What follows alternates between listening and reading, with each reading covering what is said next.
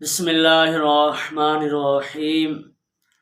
سوال یہ ہوا کہ دانتوں میں پھنسی ہوئی کوئی چیز یا دانتوں سے خون نکل کر حلق سے نیچے اترا ہے، اس بات کا شک ہے، مکمل یقین نہیں ہے، تو کیا روزہ ٹوٹ جائے گا؟ دیکھیں، کوئی بھی چیز چاہے دانتوں سے غذا کے ذرات نکلے یا دانتوں سے خون نکلے اور وہ حلق سے نیچے اتری، اس کا شک محسوس ہو تو روزہ تب تک نہیں ٹوٹے گا جب تک کہ اس کا یقین نہ ہو۔ شک کی بنا پر روزے کے ٹوٹنے کا حکم نہیں دیا جائے گا۔